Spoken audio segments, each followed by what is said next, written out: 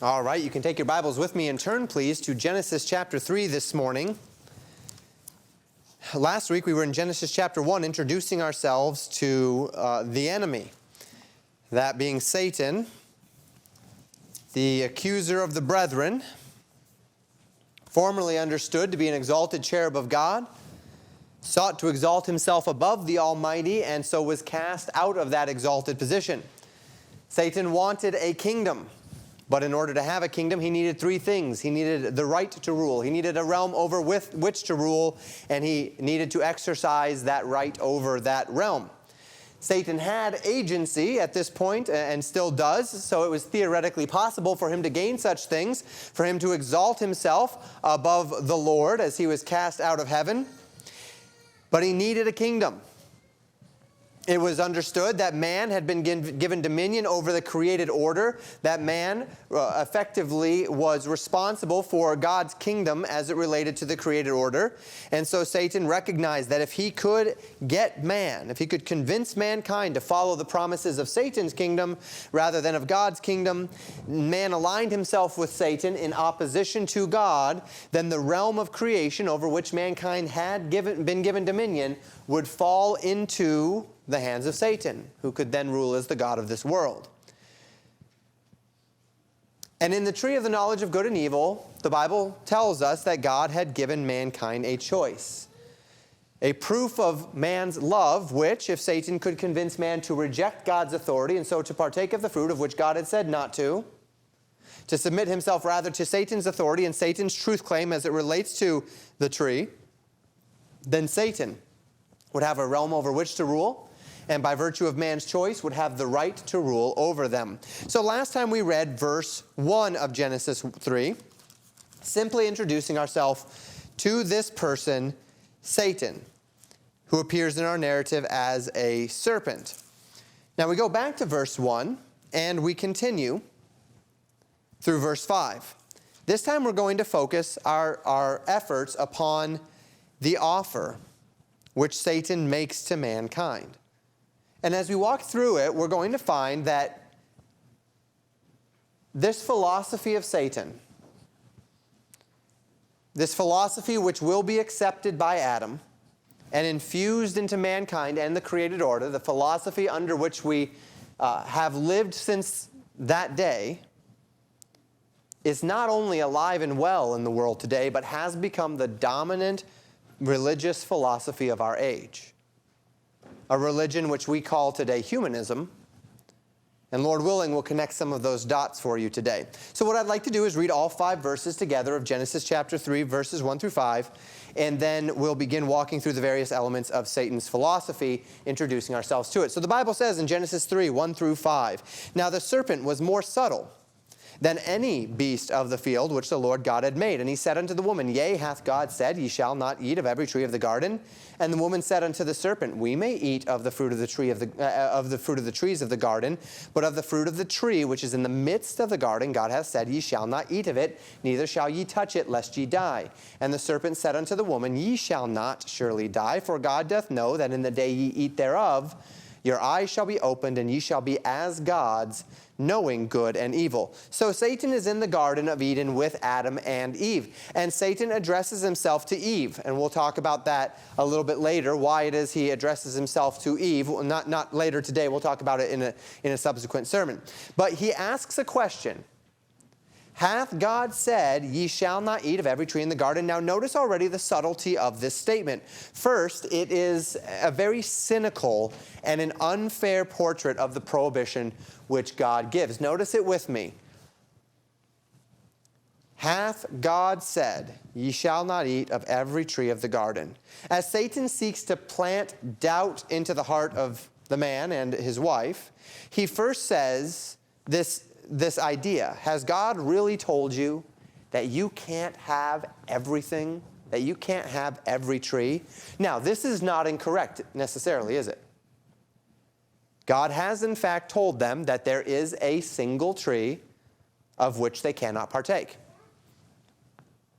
But it's incomplete. And you find, if you do something as silly as, like, say, reading the news today, one of the things that you'll find quite regularly is that lies don't just come in the form of bold-faced inaccuracies, they come in statements that are incomplete.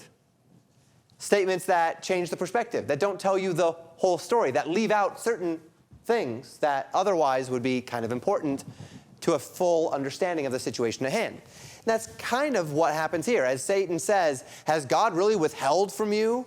You shall not eat of every tree. It's kind of an incomplete way of looking at it. It's a unique perspective, an incomplete perspective. God has indeed withheld something from Adam and Eve. But the thing which he withheld for their good, not their harm. And in withholding it, God withheld from them nothing of necessity, not even anything of satisfaction, which could be enjoyed in virtue. There is nothing from the fact that they could not eat of the fruit of the tree of the knowledge of good and evil that would withhold from them anything of necessity or even of true satisfaction in the Lord. And this is a common tactic of Satan. A common perspective of religious humanism as well, rooted in the fundamental philosophy of Satan's rebellion. That to be denied anything which I might perceive to be pleasurable or desirable is to be mistreated, is to be wrong. That I have the right to anything that I would enjoy. And if I enjoy it, then it must be good for me. That if it looks good and it feels good, then indeed it must be good. And so for God to prohibit something which looks good and feels good is for God to prohibit something which is good, which makes God a uncaring, unfeeling, mean, abusive, perhaps even we might say, God. And that, from the perspective of Satan and his philosophy, is intolerable. How dare God withhold something from me that I want, that I desire, that would taste good, that would feel good. If it feels good, if it tastes good, if it looks good, then it must be good. And that is Satan's philosophy. Today we call that hedonism. A philosophy which is devoted exclusively to the pursuit of pleasure, regardless of the implications of said pleasure. And as our society continues to openly and decisively reject the principles of biblical Christianity for the principles of religious humanism, we will expect to see the philosophy of hedonism become more prevalent, where a person says, well, yes, you say that something is immoral, or you say that something is damaging, but if it looks good and it feels good, then I ought to be allowed to partake in it because it is good to me. And how dare you judge me by telling me that something is not good that I deem to be good for me? And this is, of course, rooted in the very lie that Satan told here in the garden. Hath God said, ye shall not eat of every tree of the garden? Has God really withheld something from you? Well, yes, but the thing that he withheld from us is a single thing, and it's a thing which will not benefit me in virtue in any way, shape, or form. It does not, it is not needed for it's not a necessity. It's not needed for me to live, nor is it something which in virtue will take anything away from my satisfaction. And that is the natural response, but that is not the way Satan would paint it. Now, contrast this idea, because it looks good and feels good, then it is good. A philosophy that is fundamentally alluring to humanity, baked into us from the very first man and woman when they heard Satan's appeal to follow him instead of following God, so that they could pursue whatever it was that would look good and feel good. Contrast that with the world as the Creator God presents it, where God says there are in fact things in this world which look good and feel good, but that are not good for you. That we are designed to be bound, not only by our senses and feelings, but by the moral design of God himself. And that as we identify that moral design and align with that moral design, we are withheld from doing things, yes, but nothing that is necessary unto my life, nor anything that is necessary unto my satisfaction in virtue. So that God has given us everything that we need within the bounds of his moral expectations for us in order to be cared for and satisfied in him. This is well summed up by David in Psalm 34, 12 through 14. He says, what man is he that desireth life and loveth many days that he may see good? Where is the man that desires to love life and to see many days and to see good in his days?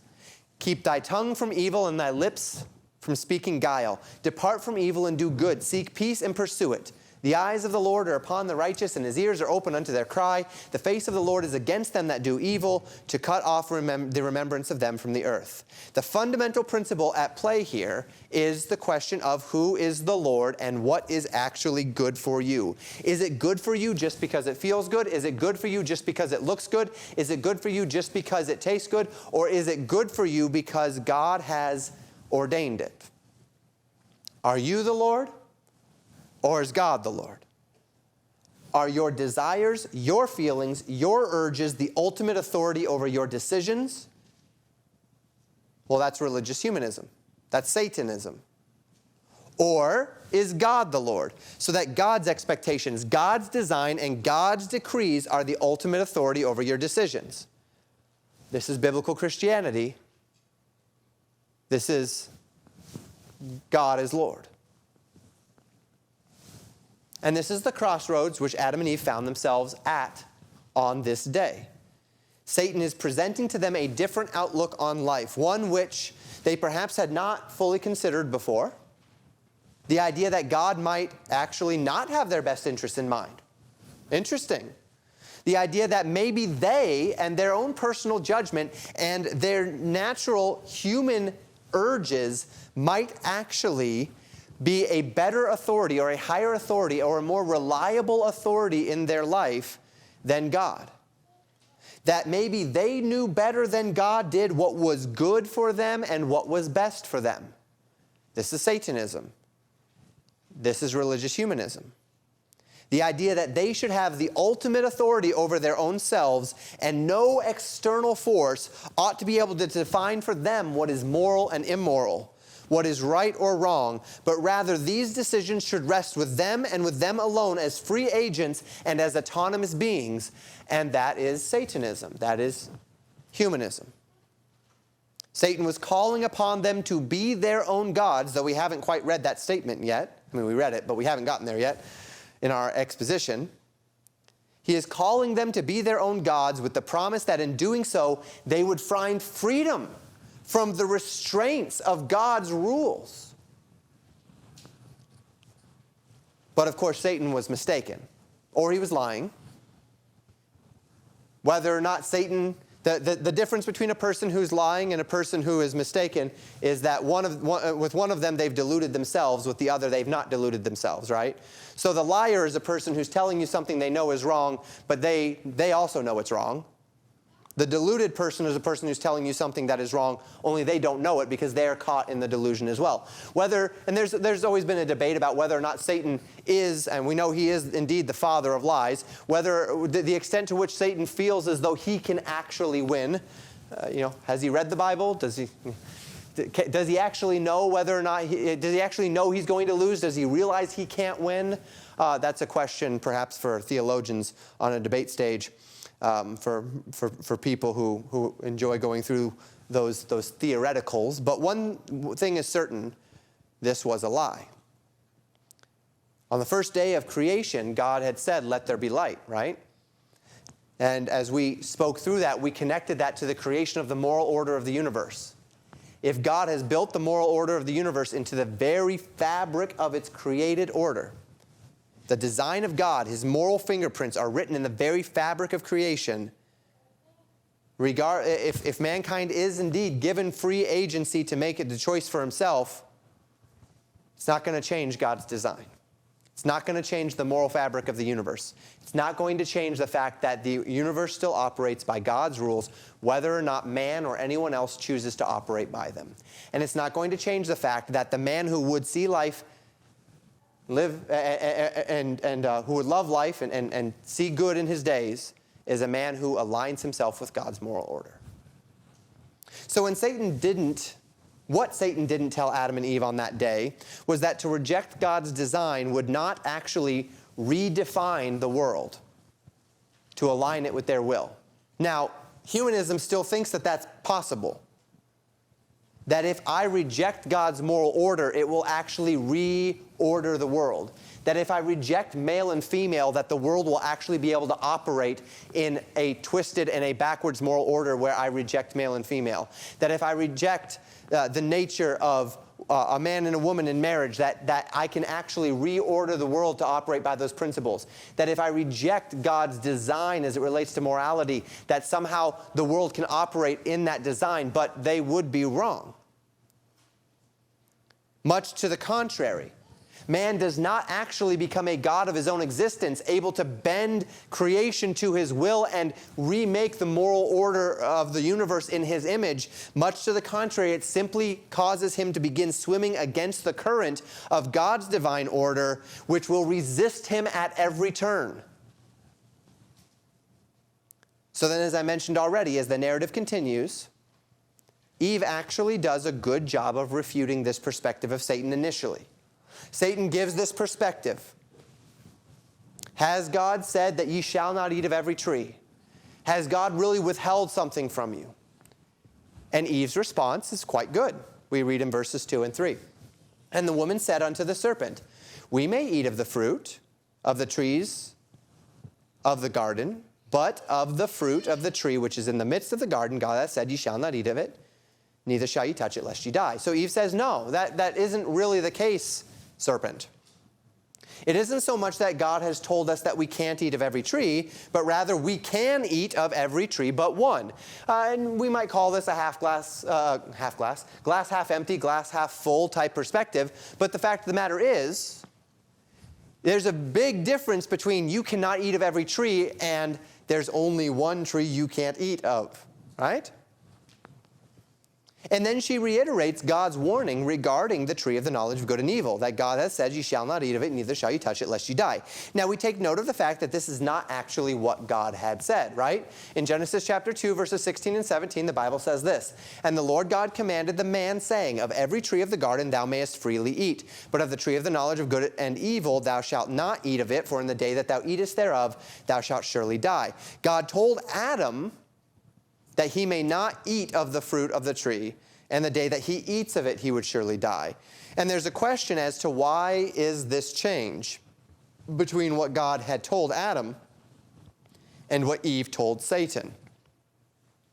And it would appear that God probably told Adam of this prohibition before creating Eve. If there's any sort of a chronological order to chapter 2, then God told Adam of this prohibition before telling Eve, which by implication might mean that Adam relayed the information to Eve, and it's possible that Adam added this extra layer of prohibition.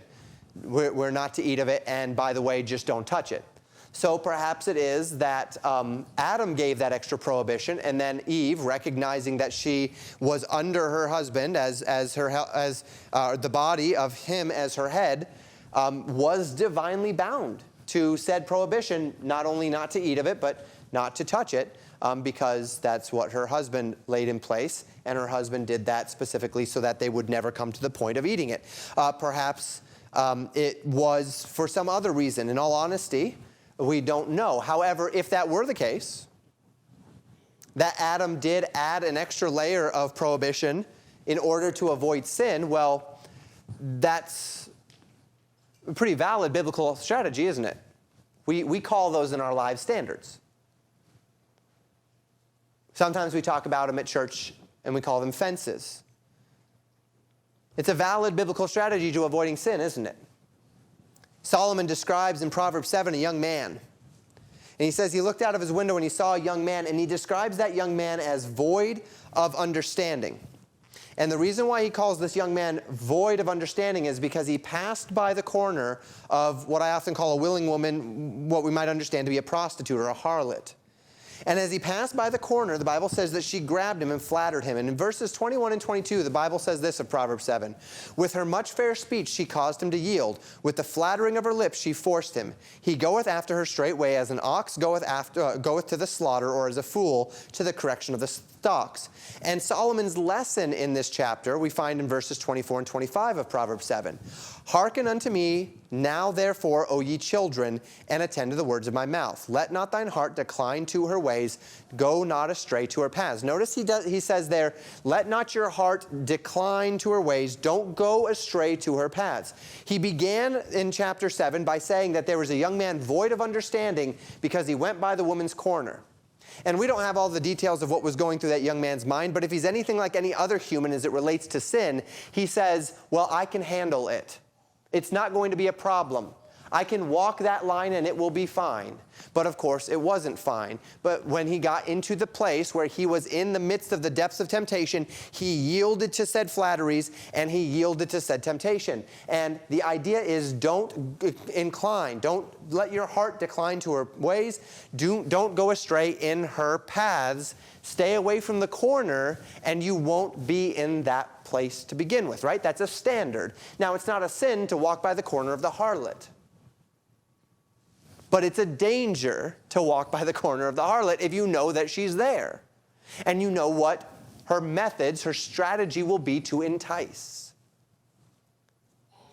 It reflected a mind and a heart void of understanding. To that end, it isn't inherently a problem that we see, as it were, a tightening of the standard here, except this. And this would be the one thing that we might say, this is curious. And I gave a little bit of a possible explanation. Except that Eve attributes the consequence of a breach of obedience to the consequence of a breach of a standard. And that would be the problem, right? And this is something else that is all too common in the lives of those who hold high standards. That we are tempted to begin to think that a breach of the standards that we have put in place to keep us from sin constitutes sin in itself. So that if the young man determines, I will not go by the corner so that I am not caught by the harlot, that if he ever ends up at that corner for one reason or another, he says, I have sinned, when in fact he has not, if he is not enticed by the harlot.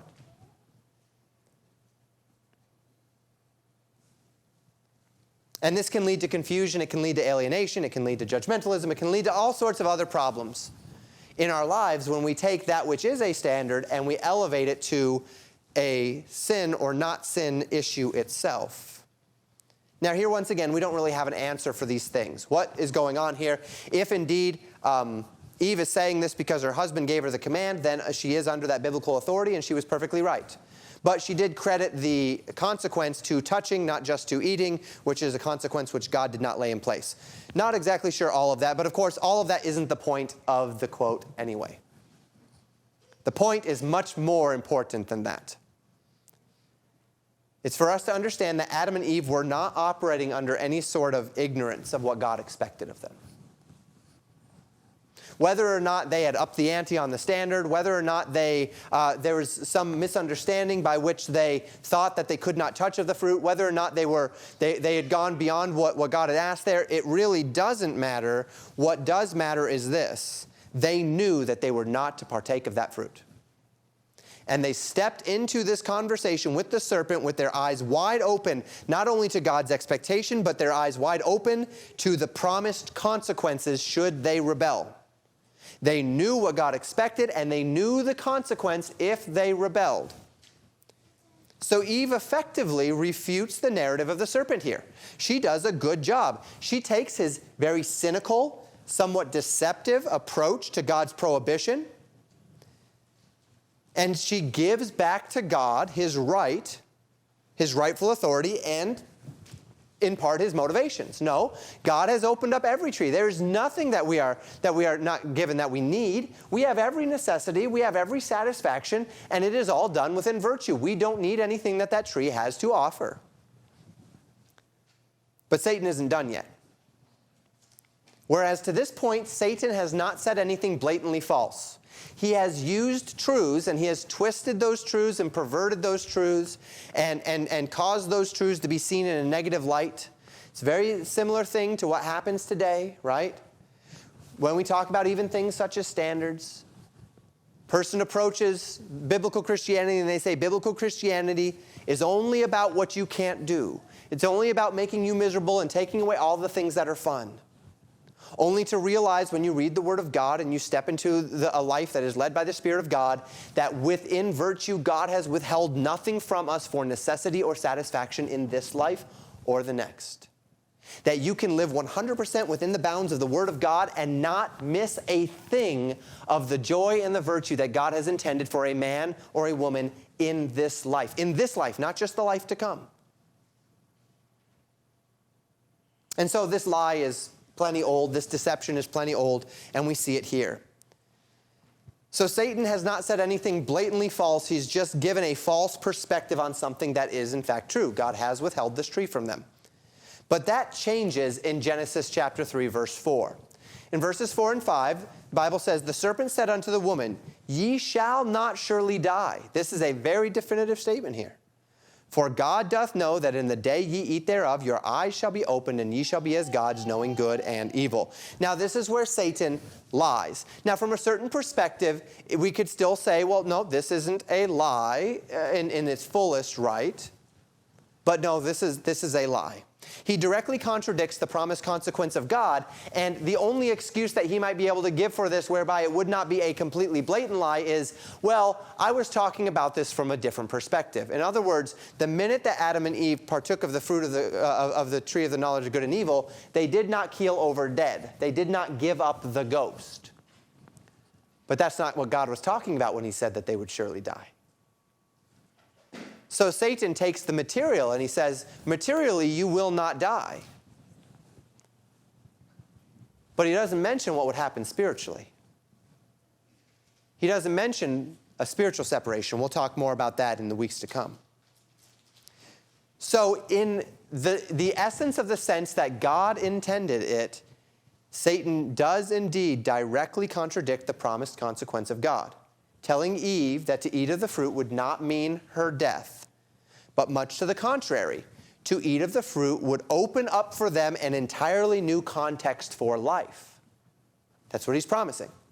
That you will have a whole new avenue of life opened up to you if you partake of this fruit. In this, Satan is telling them that God has actually been withholding something. That in that God has withheld this one tree from them, he has withheld from them their fullest potential. That God is denying them what is theirs by right out of some envy or some fear or some intimidation of their power and their agency. That God is holding them back because he doesn't want them to be like himself. That God is keeping them from their fullest potential. And that is Satanism in a nutshell. That is religious humanism in a nutshell. That in order for mankind to reach his fullest potential, he must have absolute agency to do that which he thinks is best. He must have nothing encumbering him, nothing hindering him. If you have to crack some eggs to make an omelet, then you crack those eggs. If you have to go outside of the bounds of morality, the bounds of decency, the bounds of cultural norms, the bounds of whatever it might be, in order to bring about what you think is best for yourself or for your society, then you do it. And that is the pragmatism of religious humanism. That is Satanism. So he tells them that if they do partake of the fruit, their eyes would be opened and they would be as gods, knowing good and evil. Now, we might be tempted to say, well, Satan isn't lying here, and I've already addressed that a little bit. When they eat of the fruit, their eyes are opened and they do gain the knowledge which before they did not have. True. But this isn't actually the claim. The claim was, ye shall not surely die, but instead ye shall be like gods. Knowing good and evil is just a descriptive of what them as gods would be like. And we'll talk about this in the weeks to come, but they did die when they partook. Their spirits were separated from God. They experienced death. And the things that came with that rebellion did not add to the life of man, it added to the death of man. It added to his separation. It made separation the natural state of man with God. And of course, it started the process of physical death. We'll talk about that too. And so in this, whether or not they actually gave up the ghost, whether or not they actually knew good and evil, their eyes were not opened to be ushered into greater light. They were actually brought into obscurity and darkness. Darkness entered their heart, not light. Rebellion entered their heart, not knowledge. They were brought into a false light, the pseudo-light of supposed personal authority and moral enlightenment that serves only to draw men away from the simplicity of the truths of God's design and into the bondage of their own impulses, perception, and understanding. And this is the fundamental essence of Satan's philosophy, the fundamental deceit of his perspective. Would Adam and Eve receive something upon partaking of the fruit of the tree of the knowledge of good and evil? Yes, they would receive something. But would they receive what was promised? Would they be as gods? Would they be able to claim autonomy from the Creator? Would they be able to fashion the created order in their image and detach it from the light of God's moral design? No, they will not. And whether Satan knew this to be true or whether he himself, as we considered before, was so convinced of his own beauty and capability that he actually thought it to be so, that he could do this, he was that deluded, we do not know. But we do know this, that on that day Satan contradicted the word of God, and he brought Adam and Eve to a crossroads, a point of decision to either trust God's word and promises or to trust Satan's word and promises. To trust what God had said, that the day that they eat thereof they will surely die, and that God has given them everything that they need for necessity and for satisfaction in himself, or to trust what Satan said, that God is withholding from them what they actually need for personal satisfaction, for them to be maximally benefited, that God is holding them back from their maximum potential, and that it is only within the bounds of their own capacity to guide their own hearts by what feels good, looks good, tastes good, into their own moral boundaries, that they will find ultimate satisfaction. And this is the crossroads that Adam and Eve were brought to on that day. Now, next time we are in Genesis, we're going to talk about the choice that they made. And we're going to talk through all of the ins and outs of what that looks like and why. But for today, I want to sit on this philosophy of Satan for a little while longer. Because this is not a philosophy that is foreign to our time and to our culture. As I have described these things, if you are anywhere familiar with the direction of society today, it probably sounded very familiar to you. Because our society, our institutions, our government, our culture is completely overcome, dominated by this satanic philosophy. It is the religion of our day. It is the religion of our country. And we need to talk about it a little bit. In these brief 5 verses, we've witnessed a number of attributes of Satan's philosophy of human existence. Hedonism. We already talked about that. The idea that if it feels good, do it. The pursuit of pleasure above all else. If it looks good and feels good, it is good. And therefore, nothing that contributes to my personal pleasure should ever be withheld from me if I want it. We find that to be a foundational principle of modern culture, government, and institution. Autonomous authority. That God is not Lord, that I am my own God, that I am the agent of my own destiny, that I can wrap the world around my perception, that my feelings ought to dictate how the world around me operates, that if I feel something, that you have to cater to my feelings, that if I want something, you have to cater to my wants, but not just you, but institutions, but politics, businesses, they all have to cater to me because I am autonomous. I am the authority of my own world. Who better than I should know what is good for me, and who other than me should dare to try to direct my decisions? And then moral relativism. That morality is not a set of standards baked into the fabric of creation by a sovereign and omnipotent God, but rather, morality is a set of conditional values established on the basis of my needs and my perceptions and in agreement to the community with which I live. Morality by consensus, not by decree. Morality by convenience, not by design. Moral relativism. And on that day, Satan presented this philosophy of humanism, of Satanism, a philosophy founded upon hedonism, autonomous authority, and moral relativism, he presented this to Adam and Eve. And what we will find as we continue is that Eve did not understand the implications of Satan's efforts here. She was taken by his subtlety, and so she partook. Adam, on the contrary, though, was not ignorant of what Satan was claiming here. He did understand the implications of Satan's efforts, of Satan's claims. And he liked it. And he wanted it. And he accepted it. And so would plunge humanity into the darkness of this rebellion into which we still live today. A darkness which has raged within and without ever since, tempered only to the extent that the light of God's word has effectively shined into the hearts of men and of cultures. And as we close, I want to connect the dots to our own culture today in a more meaningful way. From a broader perspective, the West has lived effectively in a post-Christian culture since the end of World War II. That being said, the United States has yet retained those embers of Christian zeal throughout the 21st century.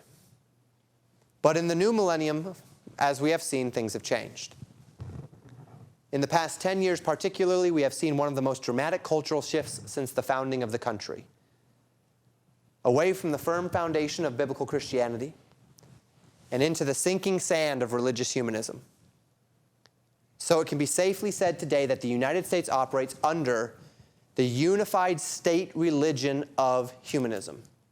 It dominates politics, it dominates culture, it dominates institutions, it dominates private businesses, it dominates education, and it even dominates most churches. And as I close, I want to show you that what I've been calling religious humanism, the worldview under which the Western world is operating today, it is in fact the same worldview that Satan presented to Adam and Eve on the day in that garden so many years ago.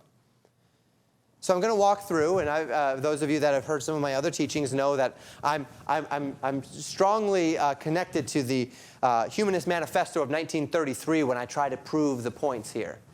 There have been two other Humanist manifestos since then. Manifesto 2 was in 73. Manifesto 3 was in 2003, 40 years apart each one.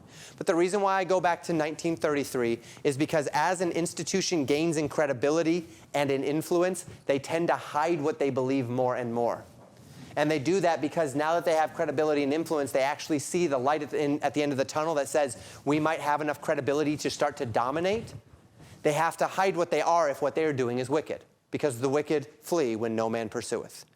Because the darkness has to live in the shadows. And when darkness starts to come to light, and the people who live that darkness are living in the light, they have to hide their darkness in the shadows still. So in 1973 and in 2003, each manifesto has become progressively more watered down and less dogmatic. But if we look at the way culture is living today, it reflects well what they wrote in 1933 when they were the outcasts. They were the dreamers. They were the ones who were looking at a society that it's a long-term plan to get to where they are today. And it took about 100 years. You know, we're getting toward that 100-year mark. And so 75 years or so for them to get there. But they couldn't say these things out loud at that time in 1933. Except in their Fabian societies and things like that. But they couldn't say these things in the town square. They couldn't say these things in the churches. They couldn't say these things in the universities. And so I'm going to walk through a couple of these. And as I do so, what you're going to find is the principles of Satan in the garden are still alive and well in humanity and in our culture. So the first of these, first and second, in fact, of this Humanist Manifesto. I'm not going to read them all. Religious humanists, regard the universe as self-existing and not created. And second, humanism believes that man is a part of nature and that he has emerged as a result of a continuous process. So the first two affirmations of religious humanism deny the authority of a creator over humanity. While the advent of Darwinian evolution has gone a long way to magnify that denial, so that these affirmations deny the existence of God himself, in the garden on that day, Satan could not say, well, God doesn't exist, because they had walked with him and talked with him. But they could say, God does not have authority. Satan did effectively negate the essence of God's existence by marginalizing his character and his authority. He questioned God's goodness, claiming that God was withholding from Adam and Eve something over envy or fear. He questioned God's justice, claiming that God was being unfair to them in not giving them something which was good to them. He questioned God's promises, claiming that what God said would happen upon eating the fruit would in fact not happen. He questioned God's authority, claiming that Adam and Eve had the agency to choose for themselves their own path apart from God. Now let me ask you this. If you do not believe God's goodness, God's justice, God's promises, or God's authority, whether or not you regard the fact that there is an entity or not, do you believe in God? Is it any different from saying God does not exist if you marginalize everything that God is? You may not call yourself an atheist, but if you don't believe God's character, God's word, or God's will, you don't believe in God. Because if you feared God, you would obey him. If you knew, to know God is to fear God, and to fear God is to obey God. And so though Satan perhaps acknowledged God's existence in a theoretical way, he tore down everything that makes God to be God. And so this idea, the universe being self-existed, not created, that man is a part of nature, emerged from a continual process, that's Darwinian evolution, that man is not under the authority or the creative arm of a creator God, this is Satanism. You and I watch sorrowful, often appalled, as men commit such wickedness all around us today. As the fundamental realities of the very nature of our existence are denied, as the things which have made Western culture so great are torn down, and this is not surprising, when there is no God, when we are our own God. These are the results. As Paul quoted Psalm after Psalm in Romans 3 to describe the fundamentally lost state of mankind, this is what he said in Romans 3, 10 through 18. As it is written, there is none righteous, no, not one. There is none that understandeth. There is none that seeketh after God. They are all gone out of the way. They are together become unprofitable. There is none that doeth good, no, not one. Their throat is an open sepulchre. With their tongues they have used deceit. The poison of asps is under their lips, whose mouth is full of cursings and bitterness. Their feet are swift to shed blood. Destruction and misery are in their ways, and the way of peace have they not known. There is no fear of God before their eyes. Notice that last statement. To know him is to fear him is to obey him. Lack of obedience is a lack of fear. Lack of fear is a lack of knowledge. A denial of God, a denial of his character, denial of his word. This is the foundation of rebellion. The unprofitable, destructive, angry, wicked, violent lives of a world without understanding is that there is no fear of God before their eyes. And on that day in the garden, Satan presented a philosophy which fundamentally denied God's authority, challenged in the heart of man the natural and reverential respect that mankind is called to have for his creator. They, to this point, had feared God, and Satan was placing into the minds of man and woman a reason to not fear him, but rather to deny him. And religious humanism carries Satan's philosophy into the new millennium. Let's look at affirmations 3, 4, and 5.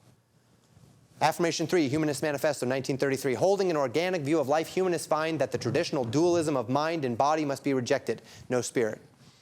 Number 4, humanism recognizes that man's religious culture and civilization, as clearly depicted by anthropology and history, are the product of gradual development due to his interaction with his natural environment and with his social heritage. The individual born into a particular culture is largely molded by that culture. In other words, morality is relative. It is dictated by culture. It is not dictated by some sort of higher being. And 5, humanism asserts that the nature of the universe depicted by modern science makes unacceptable any supernatural or cosmic guarantees of human values. No higher morality. Obviously, humanism does not deny the possibility of realities as yet undiscovered, but it does insist that the way to determine the existence and value of any and all realities is by means of intelligent inquiry and by the assessment of their relations to human needs. Religion must formulate its hopes and plans in light of the scientific spirit and method. In other words, if it feels good and it looks good and we can agree that it is good, and then we will define it as good. Religious humanism holds humanity to be fundamentally material, not spiritual. We're just buttons and wires, stimulus and response, input and output. But also, and more importantly, that because of this, morality and truth are subjective, not objective. Subject to the whims and the perceptions and the needs of the collective, malleable, changeable. There is no right and wrong. There are only things which society accepts and things which society rejects. And that is completely subject to change. On that day in the garden, Satan insisted that man and woman could and should be as gods, knowing good and evil. That they should chart their own moral path, that they should command their own definitions of what is right and what is wrong, that God should not stand over them and dictate his will, but that they should claim from him their will, and they should live in that place where if it looks good and it sounds good and it feels good and there's nothing between me and it, then I should take it. And religious humanism carries Satan's philosophy into the new millennium. Just one more for good measure. I'm going to jump to 8. Principle number 8, Humanist Manifesto, 1933. Religious humanism considers the complete realization of human personality to be the end of man's life and seeks its development and fulfillment in the here and now. This is the explanation of the humanist's social passion. Religious humanism lives under the philosophy of eat, drink, and be merry, for tomorrow we die. A hedonistic view of life that denies and censures no pleasure as long as it is perceived as good. We will be our own gods. We will live, and that for the here and now. This life is all that we have. It's here, then it's gone, and then there's nothing. So why should I spend my time denying myself anything? Why should I let anybody stand in the way of anything that I would want or perceive as be good to me? Because this is all I've got. So I would be a fool to deny any pleasure in order to align my thinking with some external set of expectations, because I'm only here for a little time. I might as well make the most of it. On that day in the Garden of Eden, Satan reasoned with Adam and Eve that the pleasures of the material life were of more worth than the empty promises of the spiritual. Satan's words, not his words, his essence. My words, but not my words. Satan's essence. You get it? Religious humanism carries Satan's philosophy into the new millennium. And all of this to remind us today, Christian, that the principles of Satan's kingdom are alive and well in the world. They're here. We don't just live with them in existence. We are swimming in their pool nowadays. We live in that country, that state, that place. And as Ephesians 6, verse 12 reminds us, as we look around at the things that are around us, as we swim in that pool, we need to remember that we wrestle not against flesh and blood, but against principalities, against powers, against rulers of the darkness of this world, against spiritual wickedness in high places. We are not contending against people. We are contending against a philosophy that is, in fact, Satanism. It is the fundamental philosophy of Satan. And in each of our lives, we come, more often in the culture in which we live now, face to face with the promises of Satan's kingdom. They're on billboards. They're in advertisements. They're everywhere. The promises of Satan's kingdom. And you, like Adam and Eve, will be brought to many crossroads in your life, point of decisions, where you are brought to this point. Are you going to believe the philosophy of Satan, hedonism, autonomous authority, moral relativism, or are you going to believe the promises of God? God's word and promises, or Satan's word and promises? Adam and Eve, among the many in Scripture, stand as an example and a warning of the inevitable results of choosing our way over God's way. Jesus said at his own crossroad, the moment of his temptation in Matthew 4:4, as he was quoting from Deuteronomy chapter 8, it is written, man shall not live by bread alone, but by every word that proceedeth out of the mouth of God. And may we be determined to live this way, to subject our feelings, our emotions, our perceptions, our temptations, our understanding of culture, our understanding of the world as it works, our compulsions, our desires. May we, by God's grace, learn to subject all of those things to the authority of the Word of God. To remember, as Eve forgot, and as Adam rejected on that day so many years ago, that life is more than meat and raiment, more than food and clothing, more than what feels good, more than what looks good, more than what tastes good. It takes more than food to live, Christian. If we just call living, like the humanist does, this life and this life only, well then yeah, you need food to live and that's it. But if man is a living soul, if on that day in the garden, when God says, ye shall surely die, what was going to happen on that day is not that they would wither away into nothing and give up the ghost in their body, but rather that their spirit would be fundamentally separated from the life of God, and they would be ushered by that fruit of the tree of the knowledge of good and evil, not into the light of knowledge, but rather into the darkness of rebellion.